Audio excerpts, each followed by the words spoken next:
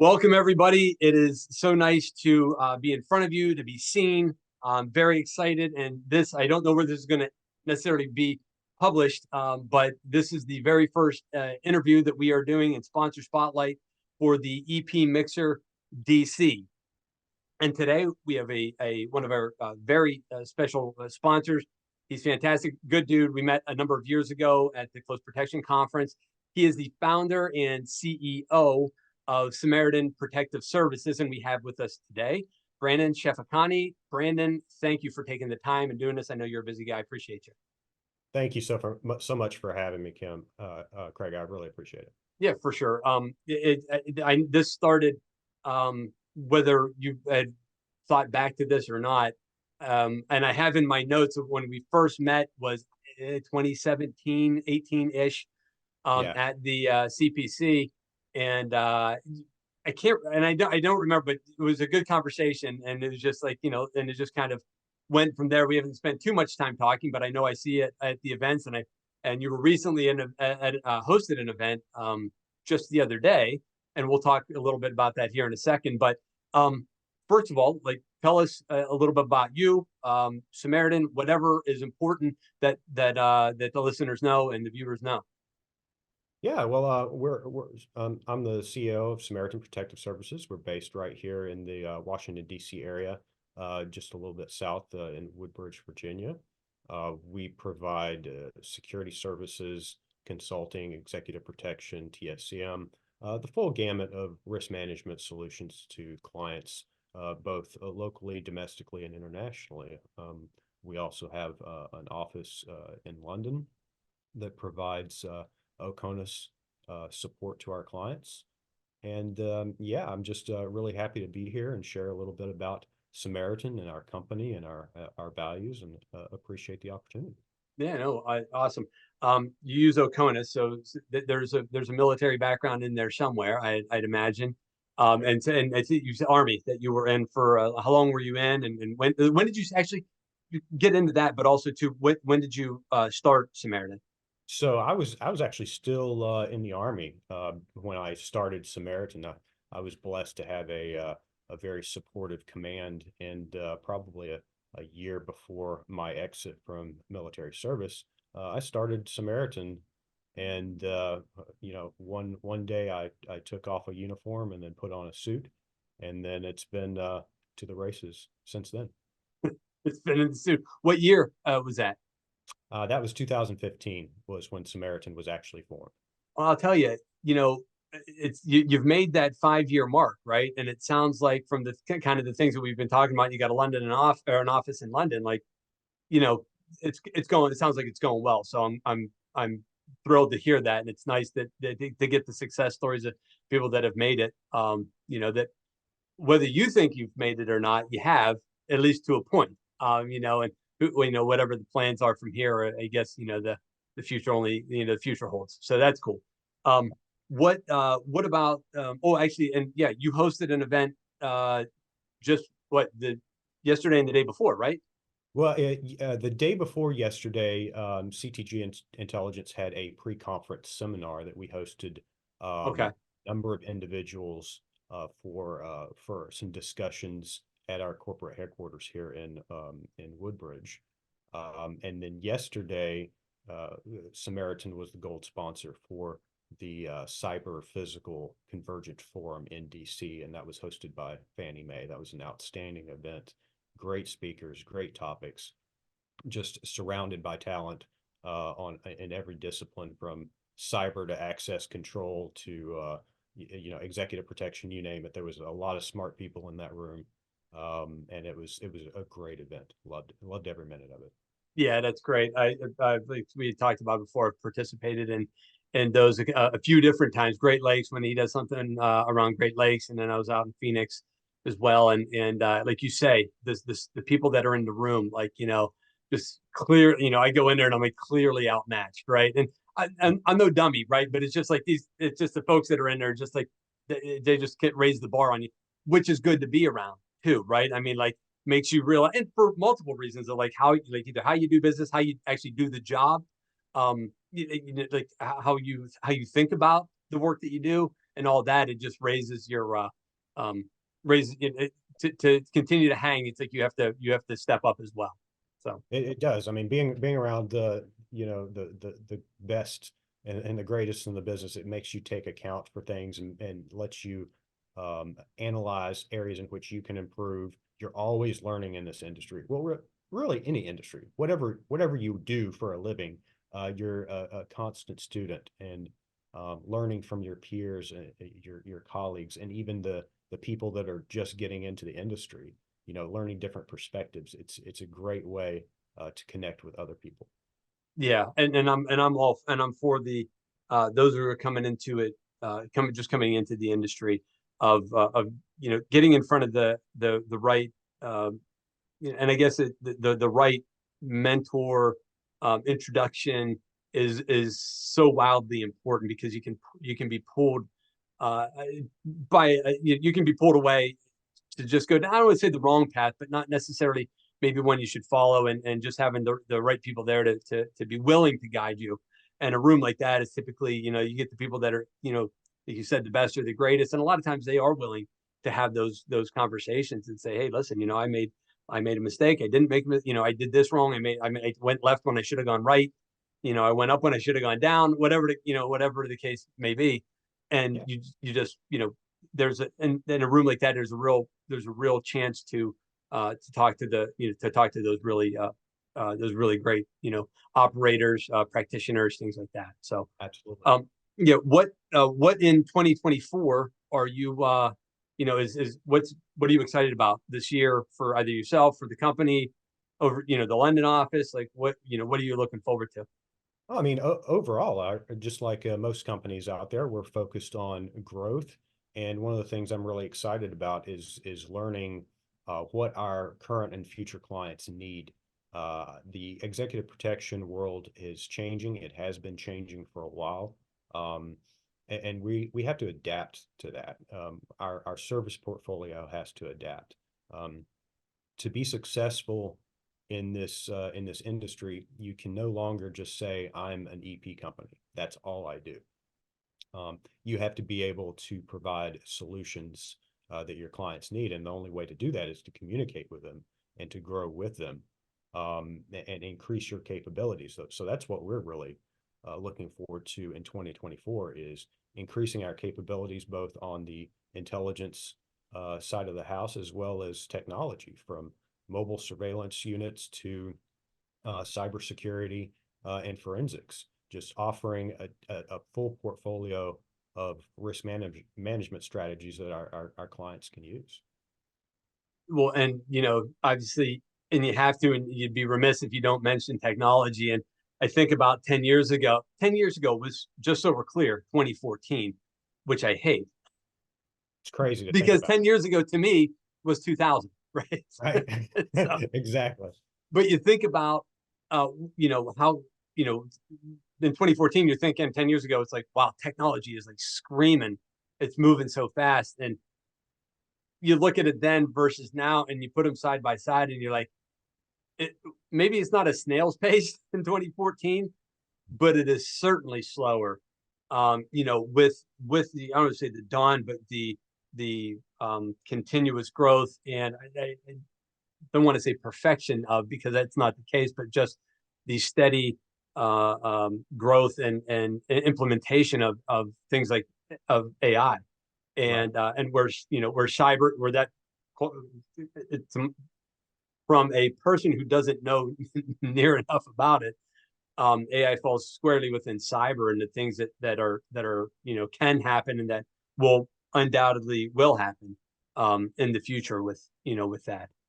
Yeah. So I mean, and you bring up AI, which is great. That came up in conversation during yesterday's forum as well. And it's one of those things that it's here. It's not coming. AI is here. We have to be able to adapt to that and be able to utilize it, because you'd better believe that our adversaries or our principals' adversaries are going to be utilizing that technology for nefarious reasons, and we have to be able to counter it. We have to at least have an understanding of the technology, the capabilities, the limitations, so that we can better advise our clients. And we're really focusing in that sphere. Yeah. Now, do you, does Samaritan, do you partner with people when it comes to cyber, or do you have people that can do that, or people that you said can understand it and say, hey, listen, this is outside the realm of what we like. We have these capabilities, but for our client's sake, we need to go outside and talk to somebody else. Absolutely. Yeah, we partner with firms that specialize in cybersecurity, in forensics, in CCTV, you name it. We're very good at a lot of different things, but we're not great at everything. Right. So trusted partnerships with subject matter experts is what helps us and other companies really grow and provide the best service to clients. You know, that old saying, the jack of all trades, master of none. You know, you have to have the right people in your pocket, the right organizations to be able to deliver what your client needs. And you know, there's some things that we have in house that we are great at, and there's other things like cyber. I don't even know how to spell cyber half the time. That's not my forte. But I'll tell you, I know people that do.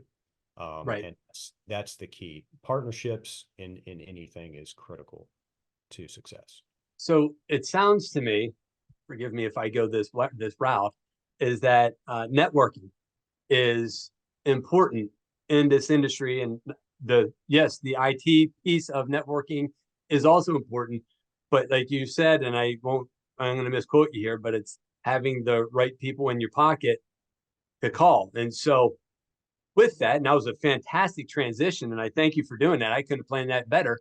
Um, you've decided to sponsor the EP Mixer, which is coming up on Saturday, June 8th, and in Arlington and at 210 Crystal Drive at Highline RXR. And I'll say that again because I didn't necessarily want to get into that, but I missed it at the beginning. You decided to sponsor that, have Samaritan sponsor that. What where's the value for you when you think about that? Like when you decided to say yes to that, what was driving you to do that? And which I'm incredibly grateful. Christian's grateful. Thank you for doing that. Yeah, absolutely. It's my pleasure. And I didn't look at it from a value perspective of what will this do for Samaritan. I think that uh, the personnel in the industry in our geographical area know about Samaritan. We're blessed that we do have a positive reputation. So the real thing that I wanted to do was support an event that's specializing in executive protection for the DC area, because surprisingly, there's not a lot. You know, this is the event that I took part in yesterday. Was only the second annual event, and it's not necessarily EP centric. It's overall risk management.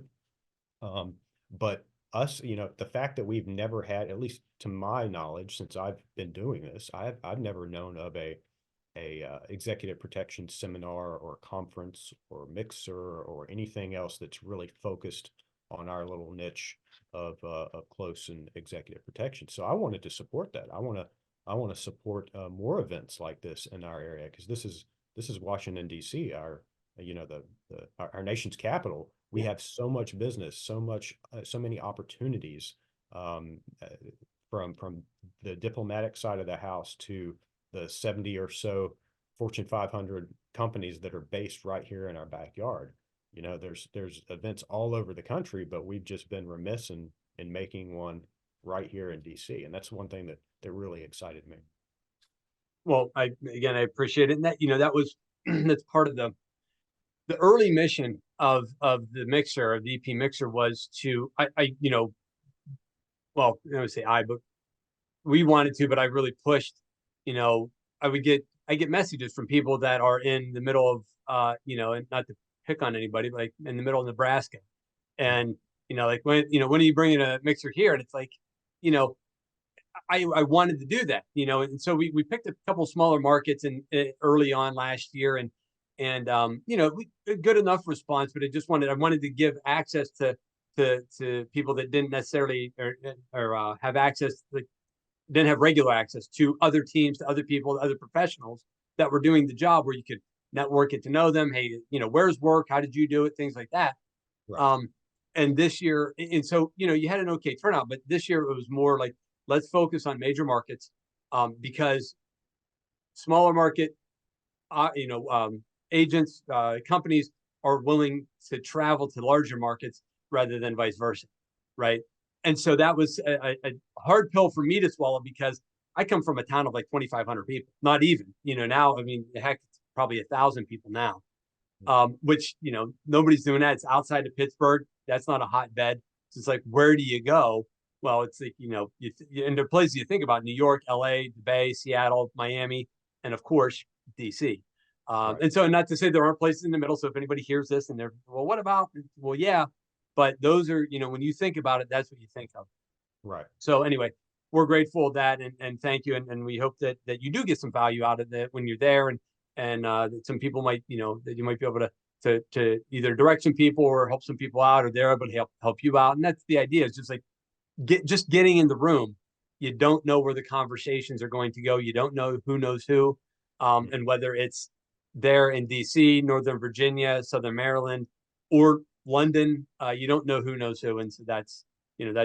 part of the value that I hope everybody gets, whether they're a sponsor like yourself or just an attendee that's coming to to meet some people. The real value in this, and what I'm hoping for this and other events wherever they may take place, is for those just getting into the industry or thinking about getting into the industry. This is Yes. an opportunity to meet, greet, shake hands, and ask questions to people that have been doing this for a while. And I think that's where the value really lies, in bringing in the younger generation, the new folks to this industry, and just giving them an opportunity, because that's what we all, at one point in time, we have all sought an opportunity. Someone gave us an opportunity, Yeah. and now it's our turn to extend that hand of friendship and opportunity as well. Agreed. And when I got in, I went to Executive Protection Institute in 1999, and I might as well not have been in the industry for the first couple of years, because I wasn't law enforcement. I'm not prior military, and it was just like, well, you can't possibly do the job then. And as time has gone on, which I'm so grateful to see, is that no, that's not the case, and there's more and more people that are doing that, or not going the past traditional route. It's just like, no, there's an interest in it, and I decided to pursue it, and I wanted to get good at it, and so here it is. So I moved out to Vegas in 2000, and early on, I did get an opportunity, pretty much out of the gate. But then it was Mhm. after that kind of come and gone, other other places just kind of passed by. So shout out to my old buddy Mike Haley, who hired me as soon as I hit the ground in Vegas for work, and so he was one of those guys that was willing to give that a chance. So Yeah. anyway, well, listen, but I want to keep you, we're coming up on our time here. So please tell everybody where they can learn more about Samaritan Protective Services, where they can find you, social, website, what have you. Yeah, yeah. Well, our website is www.samaritanps.com. We are very active on social media, including Facebook and LinkedIn, of course. A little bit on Instagram, not so much. But yeah, it's easy to find us. Look us up, and shoot us a message if you have any questions, or if you need any help. We're always here to render assistance. Yeah, and well, and I will put an exclamation point on the end of that, because I know I've reached out to you a couple times, like, hey, here's a guy. Yeah, Can't yeah. promise him anything, but would you mind having you, or having somebody have a conversation with them to kind of get them going that route in that area or in the industry in general? So that, folks, that's absolutely true. Brandon's is a great resource, knowledgeable, benevolent, and that's the biggest thing. I think that I see from him, outside of being a great operator, business owner, all that, but just as a personality trait, is very benevolent. So thank you for that, and thank for the industry for doing that. So cool. Well, listen, Brandon, thank you so much for your time. Appreciate you. Again, thank you so much. And to everybody watching, please go get yourself registered. epmixer.com. There is a EP Mixer DC happening Saturday, June 8th, from 3 p.m. to 6 p.m. We moved it to the afternoon, giving that a little bit of a try, seeing what kind of response we can do with that, and then also putting it on a weekend. So go ahead and get yourself registered. It's going to be Highline RXR. Great place. Have had rave reviews about it. So please get there. You're gonna get the chance to meet guys like Brandon, multiple people from around the industry that are converging on DC for that day anyway. So anyway, folks, that's all I got. Hope you have a great one, and I'll talk to you real soon.